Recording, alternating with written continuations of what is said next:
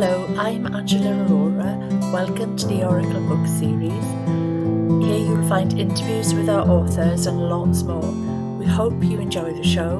If you do, remember to click subscribe and share on socials.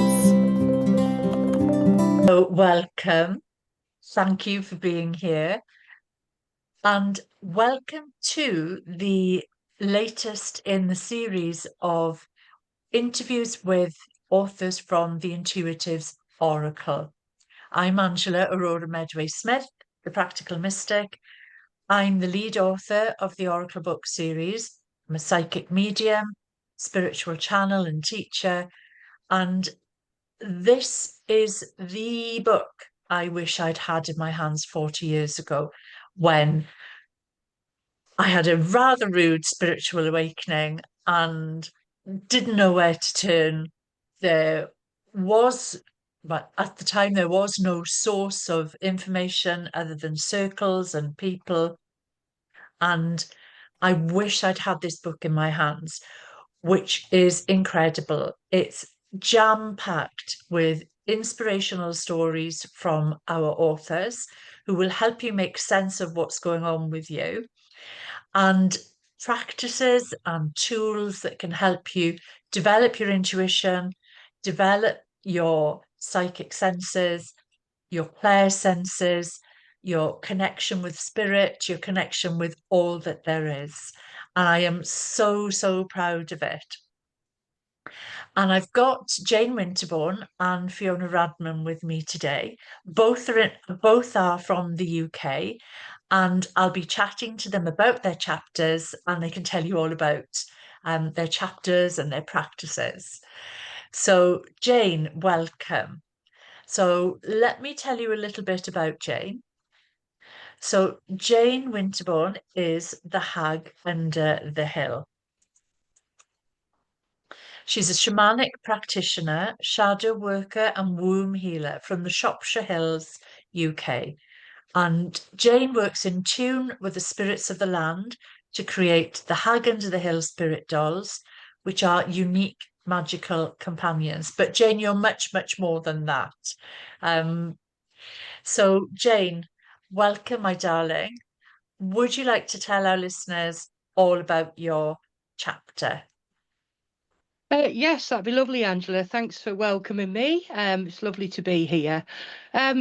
The chapter really started on a bit of a wonk. So if I could go into the story a little bit, I actually made myself ill with some contraindications with medication I was on through no fault of my own, and ended up in hospital. So of course, I needed a couple of weeks where I couldn't do my usual work and see clients while I got my levels right. And suddenly it popped up again, this opportunity. So literally within 24 hours of thinking I had no time to do that this year, I'd had it written into you, I think, was it 3 days? So yeah, I was meant to be here and doing this. So the chapter itself, which is chapter 10, it's called The Shaman, the Shadow, and the Wounded Healer. Because during this experience and 3 days in A&E, I had a lot to think about. There's not a lot to entertain you with, is there, in there, apart from other people's stories? So I got to thinking that here I am again. I've just set into my healing practice, and here I am again. I'm ill. How can a healer always be ill? And I go into this with a couple of near-death experiences, and if you get to know me well enough, they just become a bit of a regular occurrence. You just have to deal with them. So it got me thinking about all the times in my life where I thought I wasn't maybe worthy to be a healer, because how can a healer not be healed within themselves? I'm kidding myself and I'm conning everybody else, was my feeling. And I had a big revelation during, my life, that this has given me so much understanding. So all the things that go awry for me and all the things that have derailed my life with my health, family, etc., have just really fed my ability to empathize, to see things from many different sides and facets. So I think it's took me to in my 50s really to get down with this, that this is what makes me good at what I do. that level of understanding, and how even though you are competent and prepared and a good person, whatever that means, bad stuff can still happen to you and derail you. Um, and I'm just thinking now that it's more of a string to my bow. Now I'm working with the public and people from all different walks of life, that I find I'm more relatable because of that. So my chapter really was trying to cover that journey and understanding, what it is to be a wounded healer, and and how you can incorporate that for the good of the people that need your help. So I hope that's covered it. Yeah, thank you. And I think, I know hundreds of healers who can resonate with your path. We've all walked in those shoes. And uh, we have to, I believe we have to, because otherwise there's no way that we can actually understand what the people that we're supporting might be going through on their journey, because it's always their unique journey, isn't it? It is indeed, and the human race is so fascinating. I'm very interested in people's stories too, and how they relate. I've had a client in this morning, and on face value, we didn't. I kind of wondered why she'd chosen me in a room full of other people where we met at a fair. But when we got talking about her needs, it suddenly sort of gelled to me. It was kind of me talking to a younger version of myself, which I thought was very sort of poignant with going on to do what we're doing today. It's these sort of little interlacing patterns, and where cog hits cog, and then you may meet a stranger and a random comment from someone, generally someone who doesn't consider themselves spiritual. They're always the best source. That just sort of help you to make decisions and change your life just by short sentences. Yeah, Small, yeah. how small things have big Yeah, ripples. yeah, yeah, absolutely. I mean, we have no idea of the impact of our stories, where our books going to reach, and how many people that we're going to help with our stories and our practices. So I love your practice, Jane. It's absolutely gorgeous. Would you like to tell our listeners about it? Yes, I sat and thought and had many ideas. That's usually a bit of a fault of mine. I've got 100 ideas and can't express them necessarily. So I thought what I wanted is, having heard you say before that this being the book that I wish I would have had and what I would have wanted to tell me at 15 years of age. And yes, I thought just go to brass tacks. At the time, I'm from the pre-internet generation, although of course it doesn't show. But there wasn't really the resources. Now I find that if you look some up online, it's everywhere and you can be overwhelmed. At that time, you had to do things instinctively, because if you have to buy a book by drop sell, which would take 3 weeks to get, it wasn't just a quick shh on the internet and get a little bit of inspiration or background. So that's where I'm from. So I thought, yeah, you're reading this stuff and reading too many Dennis Wheatley novels, and it all gets a bit confusing. So yeah, when it came down to it, after like 20, 30 years of practice, you don't need all the pomp and the ceremony. I use that very much in my work, and there's a place for it. But just to be able to just get outside right now and do something, make that connection. Because I think with all spiritual people, the first thing we want to do is connect with everything that society and religion has broken, that connection with the land, with the path of life and its cycles. So I just wanted someone at 15 to get off the school bus, flip the book open, just go out with what they've got on them and be able to make a connection with the earth spirits, and also then to go forward in how to make that simple and suppose basic in some people's eyes act into something that could be a year-long practice. So by going out and connecting with a tree or a place that suits you, but starting with you rather than reading books, and you can go crazy with correlations of Mm. this, that, and the other. I know I've wasted many a year on that I shouldn't have bothered to. But to just think, okay, what do I like? Do I like trees? Do I like the river? Do I like the sea? Do I like high places? Do I like caves? What do you want? And just go there and sit there and connect with that and take that time to actually just listen. Because I suppose really what I'd like to say to everybody, I suppose I've preempted my third question, but anybody can do this because we are all connected and we are all connected to spirit and the beautiful earth. You or have expensive tools or an extensive knowledge of cult teachings. And also, then you can sit in the same place, but go there every month, observe the moon, go there in the day, go there at night if it's safe to do so.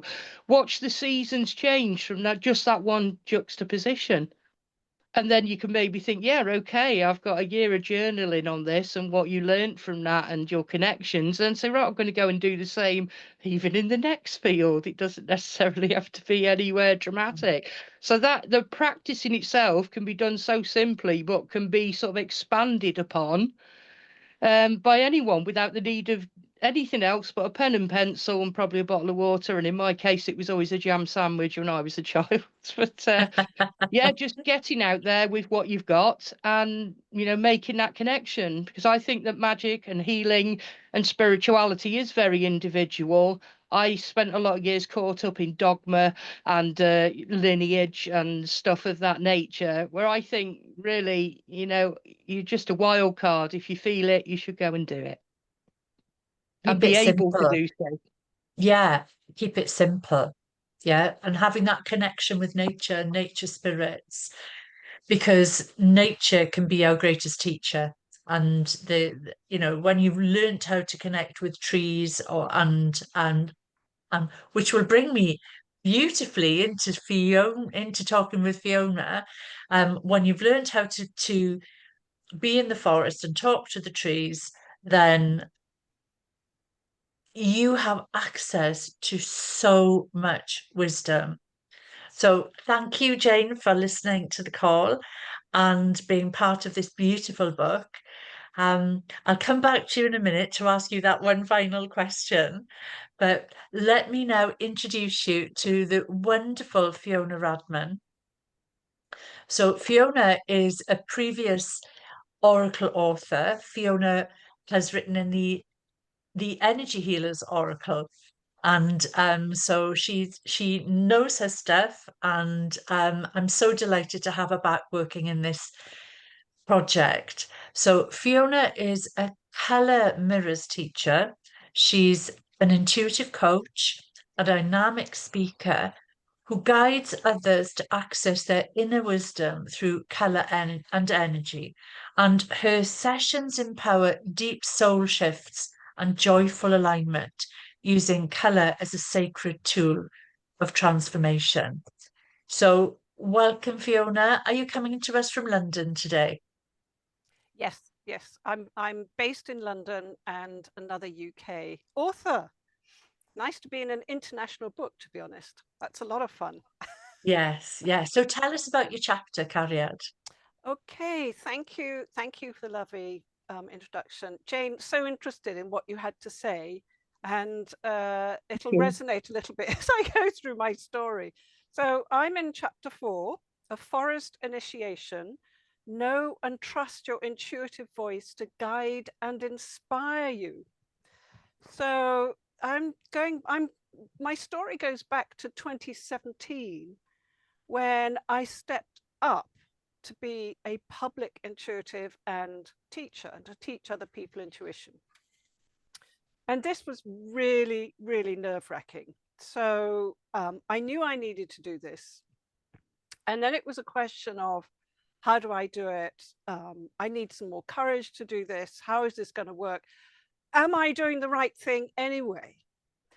And the previous year, I had signed up to do a 1-year shamanic intensive course in deepest Sussex in the UK called Natural Wisdom Leader. And a friend of mine had signed up to do this course. So the previous year, 2016, and she was saying, oh, we've just done this.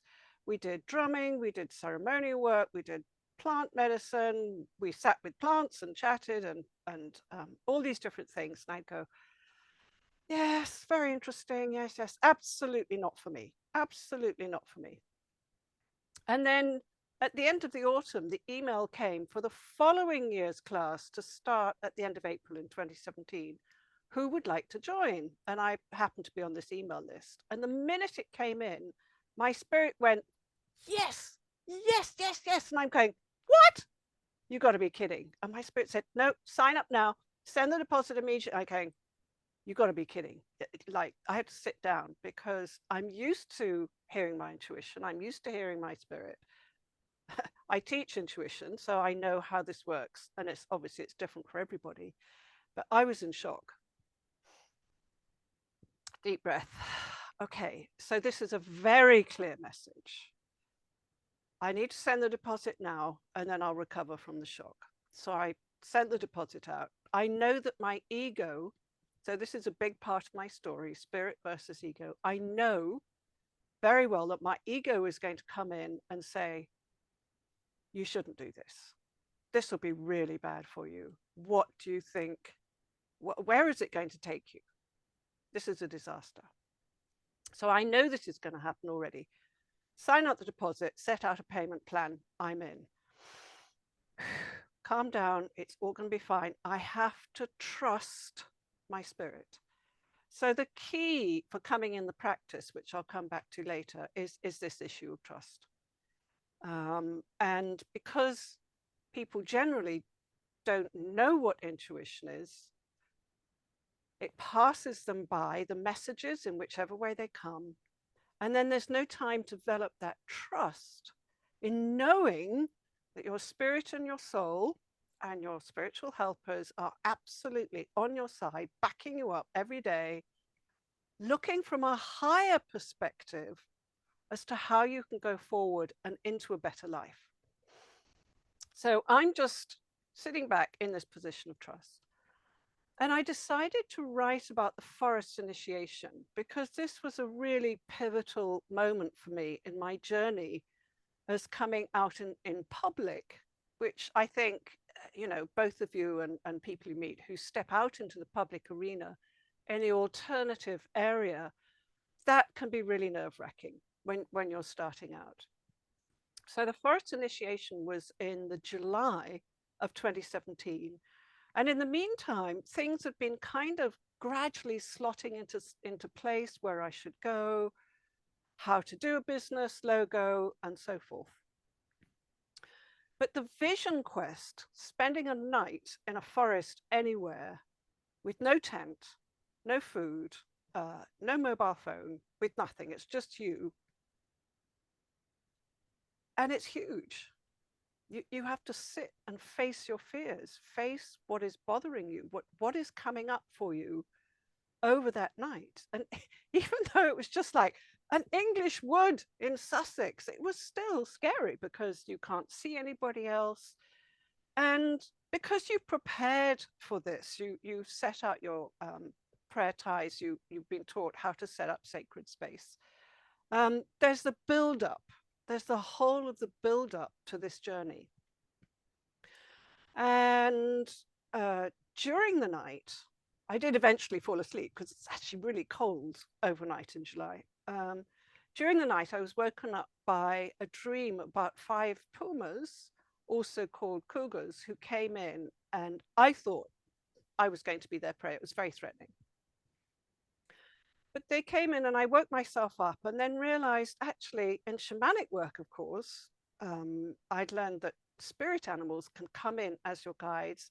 And here is another form of guidance. So in many, many different ways, we are guided in many, many different ways. And so then developed, and when you read the chapter, you'll see that they came, they worked with me in my solar plexus, and so on. But the thing was, in the morning, before we were due to come out of the forest, the tree in front of me, which had been creaking a little bit around 11 o'clock in the morning or something, and we were due to leave around 12-ish, then crashed down to my left. And that was scary, actually. That really was scary, because if it had fallen forward, it would either have fallen on me or the tree I was sitting beside. So that was, and it crashed down to my left. So part of my story is about what happens around you and again, I'm echoing what Jane has said, is that nature is actually conscious and is giving us information whenever we can hear it and listen to it. So being an intuitive, you're learning about being intuitive is hearing and listening all the signs and signals. And it crashed down left. And for me, it was like, okay, it's crashed on the female side. I'm on a leadership course.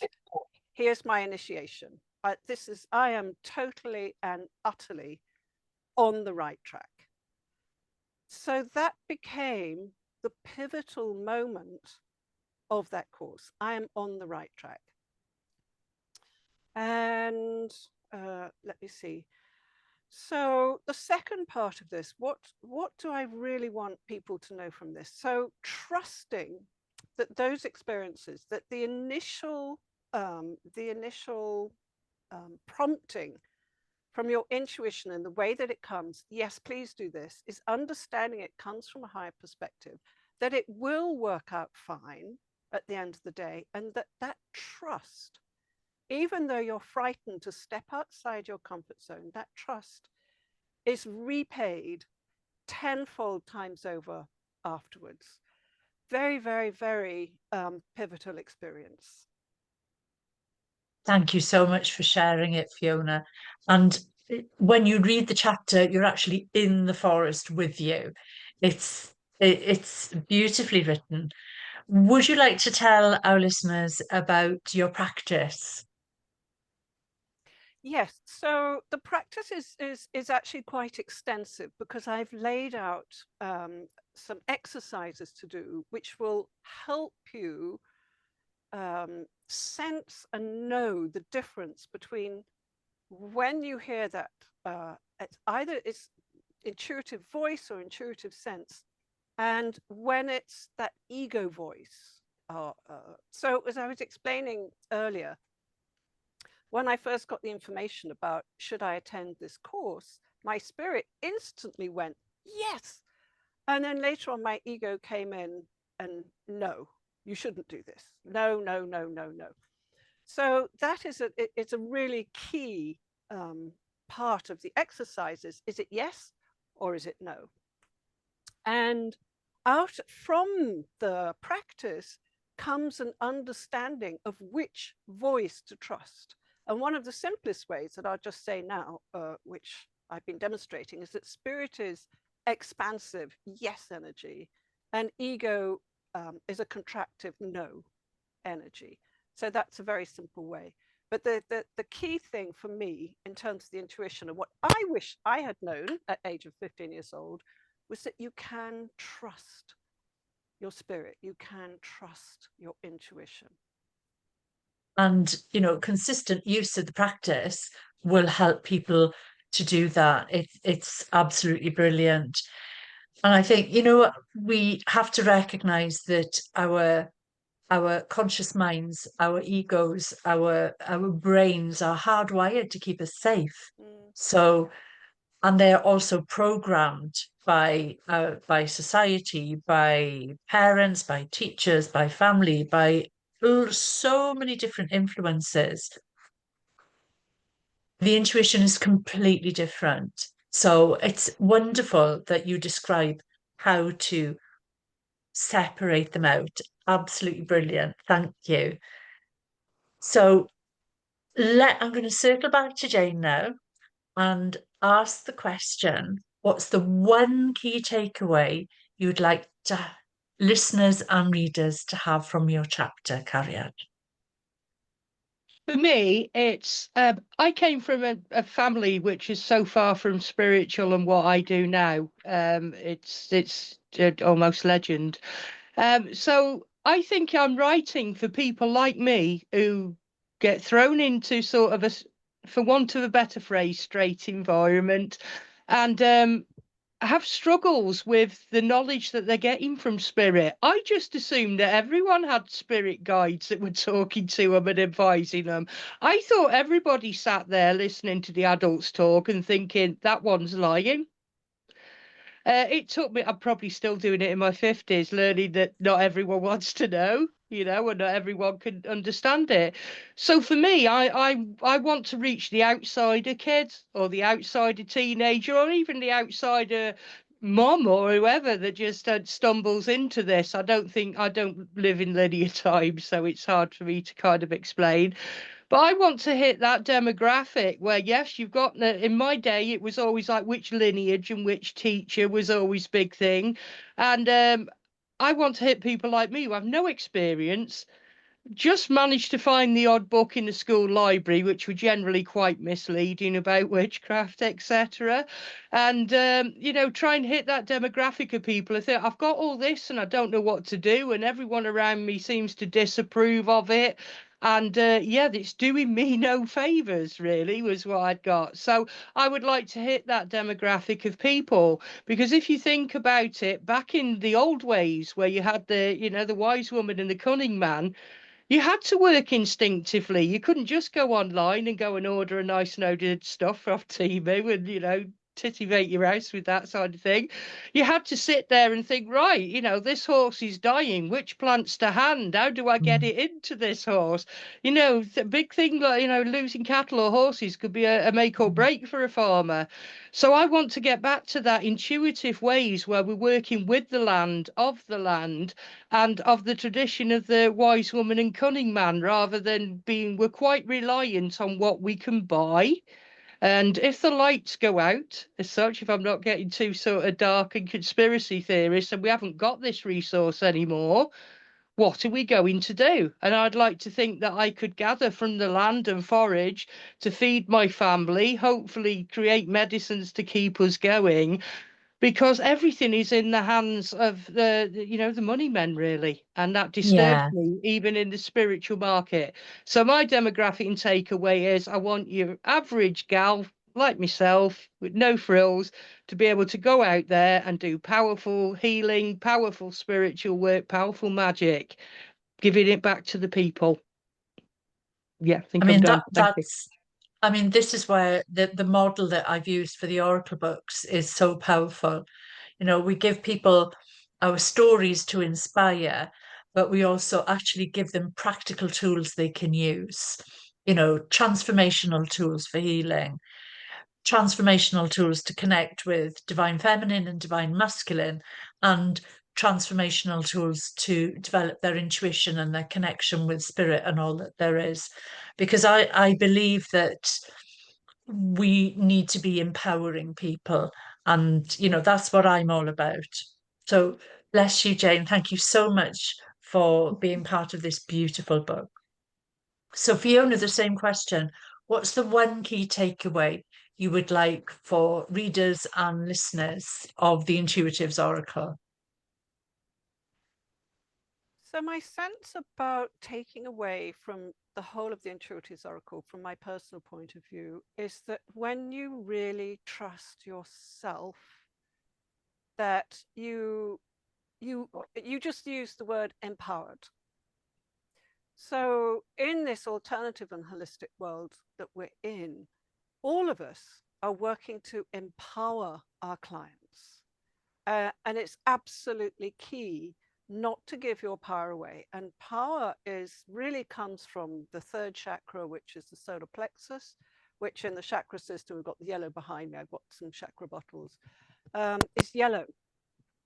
And yellow is sunshine and joy, but it's also fear and associated with ego and intellect. So the gut instinct, when you follow your instinctive self and your intuitive self, you are tapping into your personal power. And this is absolutely key to having some kind of control and leadership of your life. So when I did the shamanic training, I didn't know what I was going to get from it. But one of the key things that I did get and came from the Vision Quest as well was an understanding that if I tap more into my own power and my own courage, that leads, that enables me to use my natural wisdom, okay, having access to the natural wisdom through intuitive and instinctive senses, then I can be a leader in my own life. Okay, and having that courage to trust yourself more enables you to have that self-leadership and having that kind of power. You know, as I say, we're empowering our clients means that you can just leap forward in your life. Having that courage and the power, say, no, I've really understood what the message is here. I'm going for it. And in a very straightforward way, you can just say, oh, follow your heart, follow your bliss, which is great. And when you're very clear what that guidance is and you step courageously onto that path, you are empowered to take ownership and leadership of your own life. And because you're working with your soul, that means you can really step up and step on. And I just like to finish that little bit by just saying, when you do that, the universe rewards that courage and trust. You get so much more back than you actually expect to receive. I 100% agree with you there, Fiona. You know, it's stepping into our own sovereignty and remembering who we truly are, these powerful beings with many lifetimes of wisdom. And I really hope that our beautiful book is going to inspire so many people and teach so many people the baby steps that they, even from nothing, they can get there to that space themselves. Because when you have an enhanced intuition and when you're able to listen to your soul's voice, then, and to your guide team, then life just flows with much more ease and grace than just chugging along on this in the rat race. So thank you both. Let me tell our listeners now how they can get their hands on our lovely book. So we are due to publish on the 11th of November 2025. You'll be able to find our books on Amazon. You'll also be able to find it on lots of other digital books, on the sites of other digital booksellers and library apps. So hopefully, Jane, it'll be, you know, so those reaching out to the demographic that you were talking about. But paperbacks you can buy from online booksellers. There may be a shop in your area that one of our authors has agreed to fill with the books. So just watch this space for that. But we also have physical copies available online, not just from Amazon, but from Barnes and Noble and Walmart in the US and from Waterstones in the UK. They've been picking up all of my books lately. We'll soon have an Audible book. And so if you prefer to listen to audiobooks, then just check. It'll probably be coming a few weeks after the launch of the physical and ebook.